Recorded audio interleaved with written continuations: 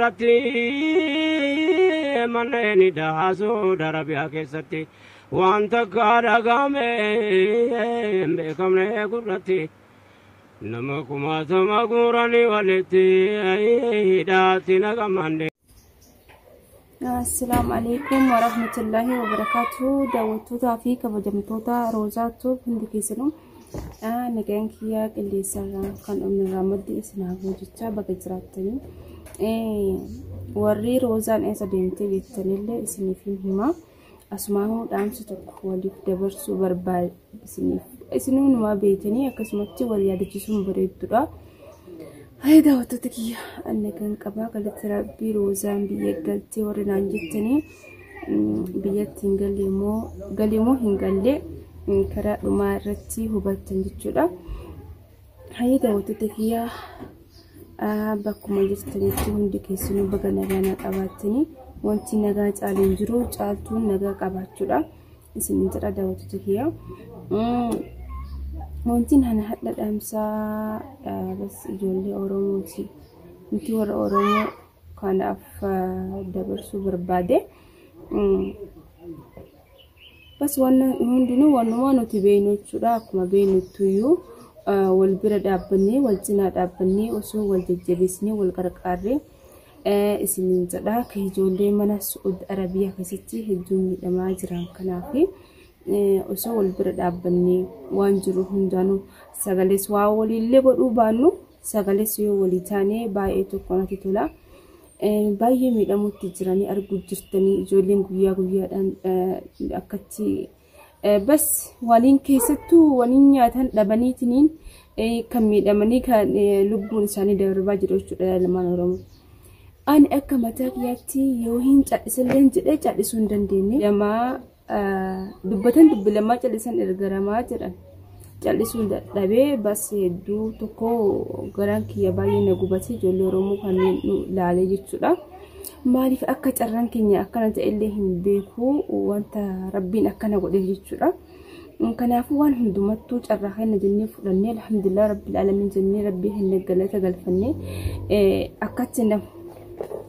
akka dhiitii kanatti akka hin nafne إن شاء الله يا رب زدني ما كيس عبانة جديادة كان فيها علم الرمو وي والي ولي يقولوا دمنو سجلي هاتان سجلي كناس يو هنتانا جنّي نما هنك أمنو نتموت ما هنك أمنو بس نمنو ما اتئية السنو كأكميو كجدواني بايتكم يا دنته نمنو ما اتهمة السنو وانت اتهمة تكو نما اتهمة تقبض نتي نما هنك أمنو كاسلا أمنوس هداجرا كاسلا بس كان جلس نتهمو هنجرو يا إلمان رمو سجلي ولي تعال سجلي ولي تاني يرو سجلي جولي أرمتنا جولي كنا بها سجلي تعدبت لاجتني يرو قد لكسن يو سجلي تاني جولي تاني إنتو باسا إنتوم بردابت إنتو باسا موتوم ما كانت هذا بنيسا موتوم ما متي كوني ورا بيسوان تف سو موتوم ما تاتي ilmaan isaa Oromoo akkatti dhumaa jirtu kana mana hidhaa keessatti akkatti beelaan dararamu jine ijoolleen teenya akkanatti mana hidhaa ittiin dhumanii garaan hin du'anii beelahanii dheebbusanii waniin nyaatan dhabanii waniin dhugaan dhabanii biyyaa hin baane gariin karaa akkasii baheetu jira gariin ka quufaa baheetu jira gariin osoo qabeenya qabu osoo hin qabne kaadhaaf abbaa isaarraa fuudhanii ajjeesan nama meeqattuu hiree waan hin taane mudatameetiin biyyaa ba'a jechuudha. Garuu biyyaa bahanis carraan keenya nuuf hin taane. Kanaaf yaa ilmaan Oromoo bakka jiru sagalee waliif haa taanu. Mee akkam akka godhee jedhee eenyutu akka himannuu wallaalee namman. Osoo nama qabaannee osoo mootummaa qabaannee ijoolleen teenan dhuman laa ammaa jechuudha. Kaan kun haadhaa fi abbaa kan nyaataniitu garaan qabne kan dhuganiitu yookaan garaa isaaniitu hin geeffanne qorraan aduu osoo hin jenne ol baasee ispoortii dalasiisu nama gurguddaa kana amma haqallee nama sammuu qabutti yaaddanii sammuu qabu abiyyoota kaasaa sammuu qabu dhugaa isinitti himaa sammuu takka hin qabu taadhaa laalee malee inni taboroo hin laalle addunyaa kanarra akka namni itti galu hin gala jedhee bada addunyaa maharri hin ta'a jedhee yaada jedhee natti fakkaatu akka du'us hin beeku waan jala ta'us hin beeku. Kaan nyaatee fixe Jawaariin hidhe hidhamtoota keenya kana gootota keenya guutuu hidhe Haacaaluu nyaate biyya isa haa nyaattu osii rabbi addunyaa har'a isa haa nyaatu inshaallah. Akkasumatti namni du'u malee yeroo hunduma du'a hin boonne faayidaan takka hin jirtu nuti. Boo'icha malee wanti nuti argannu takka hin jiru. Numa boonnaa hadhan boonnaa boruu hin boonnaa. Kanaafuu haa ta'u jechaa fi sagalee walii ta'uu qabnaa. Wal bira dhaabbachuu qabnaa. Bas yoo rabbuma walii haa kadhannu namallee hin qabnu rabbuma qofa kadhannee akka ijoollee summan hidhaa san keessaa gadi bahan rabbuma keessan kadhadhaamee bakka jirtanitti. Bakka jirtan guutuu rabbuma kadhadhaa. Wanti rabbiin caalu hin jiru. Salaata keessan keessatti warri amantii musliimaas warri amantii kiristaanas du'aa waliif hafuun wal bira haa dhaabbannu. Warri gandummaaf gosummaan deemtan achumatti dhaaba. Nuti Oromoon tokko wal malee humaa hin qabnu.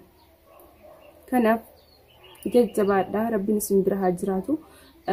Haasaallee hedduu hin qabu kanumaa basin jiraa bas hin dubbadhas jedha yeroo hedduu Facebook irratti yeroo ilaalu yeroo argu dubbachuun natti ulfaati. Maaliif ree eenyutti himatansa bara namatti himatan osoo qabaattee nama osoo qabaatte ilaa ammaa hin taane. Kun ispoortii dalagsiisaa haadhaaf abbaa keenyaa fi warra guutuu walitti guure ispoortiin kaan achi tarkaanfachiisee kaan as tarkaanfachiisee kaan gadi qabee kaan ol qabee mungkin kanarraa addunyaan na haa beektu fa'aa jedhee yaadaa bara. La waan akkana irratti illee namni nama hin beekullee waan akkana irratti illee beekumsa hin argatan. Kuni mootummaa osoo hin taane bineensa. Abiyyoota kaasee hadhas borus jaalattanis bittanis warri isa jaalattanis warri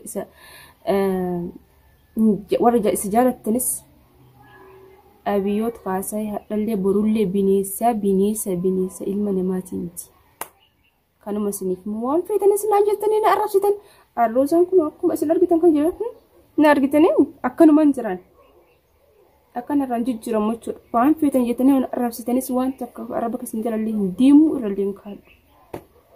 Garuu yoo sammuu qabaattanii ka jettan taate wanta inni dalagaa jiru kana yoo argitan taate isinuu waayyuu namaanuu hin jettaniyyuu. Kanaafuu inshaallah rabbiin dhibee sammuu malasi buusa inshaallah rabbiin yoo hin ka rabbiin ta'u taate abiyyitti buusee abiyyuun irraa hin fuudha inshaallah. Jiruuni miti du'umaan irraa kaa abiyyuu. Nugubee jira baay'ee nugubee jira hidhamtoonni ijoollee hidhamtoonni keenya gootonni keenya hidhaa jiranii Haacaaluu nyaatee guyyaarraan goota malee waan bira nyaachuutti hin jiru bineensa kana erga inni qabatee wannummaan faayidammaa arganne takka hin jiru nuti gubatan malee. Bineensa inshaallah bulguu diqaalaa dhalate malee kun osoo Oromoo ta'e akkanatti Oromoon ittiin rakkattu kun waadhaaf abbaa isaa Mima godha warra galgala qabriitiin borduu namoo iftaan duuna jedhaniitiin hin jiran. Maal godhaa ispoortii dalagsiisa miila ol qabee samitti baasee oorruu keessatti baasee ispoortii dalagsiisa sanuu qawween bira dhaabbate. Kun dhiirummaa miti. Dhalaan takka asirra jirti. Akkas daawwattoota kiyyaa wantiin ani isiniin jedhu kanuma wal bira haa dhaabbannu rabbuma haa kadhannuu fi wanni nuti himannus namas waan hin qabneef rabbiuma kadhannee wal bira haa dhaabbannu isiniin jedha. Yoo isinitti dheeressallee dhiifama isiniin jedha hin badilaa piraankii fi diraamaa tokkollee ka duraan dalagee jiru tokko isin biraan gahuuf abdiin qaba. Ammallee piraankiillee isin biraan gaha inshaallah waan takka isinii mul'isa. Ammootu warri roosaan biyyatti galte warri jettan isiniif immoo dhiisu.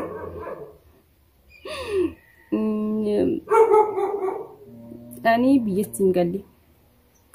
Ani biyyatti hin galle baadiyaan jira. Badaaroosaan biyyatti galte guma isin naa yaaddaniif ni jaalatti allaalee malee garuu bakka magaalaa waan hin jirreef Yamanuma keessa soo ta'u bakka fagoo Yaman irraa jira waan ta'eef qilleensa daawwadhaa haala jiruuf jireenya kana argaan jedheetumin achumaanis deemee hojiidhaaf illee jechuudha. Daawwattoota kiyyaa warri hedduu na jaalatan baay'ee tokko wallahi al'aazim baay'ee takkan isin jaaladha.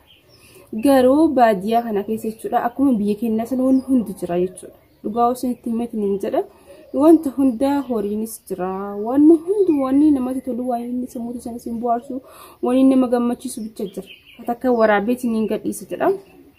Akkasitti jawwaata tayyaa ekinoo baay'ee natti tolee jira garuu qilleensi maaliifree ka biyyaa keenya sana baay'ee nama yaadachiisa. Qilleensa gayaa fudhataa baadiyyaatti jechuudha wanti akka baadiyyaa hin jirtu baadiyyaa keessa dhalannee magaalaan beenu waan ta'eef kanumaaf daawwattoota kiyya hamma piraankii yookiin diraamaa qabadhee isin deebutti nagahanaa turaa.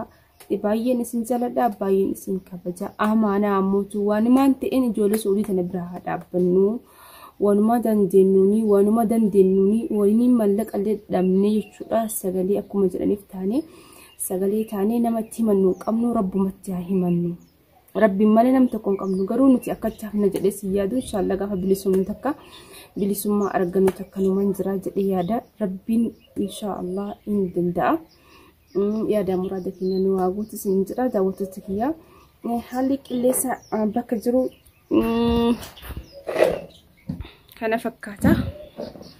Kunoo roozaan biyya galcheessanii biyyeen gallee baadiyyaan jira garuu daawwattoota kiyya baay'ee biyyuma fakkaata baay'ee namatti tola qilleensi isaa baay'ee tokko tola bas akkan jedhe isiniif hin jiru biyya teenyaan garaagarumti hin qabu isin jedhe dhugaan sitanii.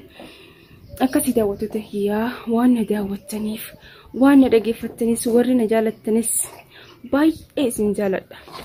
Warri na jibbitanis illee akkasuma na jibbitaniittu akkuma isin arabsaniittu isin jaaladha. Maaliif yoo Oromoo taatan yoo dhiiga Oromoo qabaattanii wantiin an jedhe kun isiniin quuquu ta'a isiniifin gala ta'a kan Oromoo hin taane ammoo kan diqaalaa dhalatee isiniin jedhe Oromummaa himatu afaan Oromoo dubbataniin Oromummaa nama gootu waan ta'eef kanaaf daawwattoota kiyyaa waan na daawwattaniif baay'ee takkaan isin jaaladha baay'ee takkaan isin kabaja. Assalaamu alaykum warahmatullahi wabarakatuh. Naaf jiraadha baay'ee takka naaf jiraadha isin jedha. Assalaamu alaykum warahmatullahi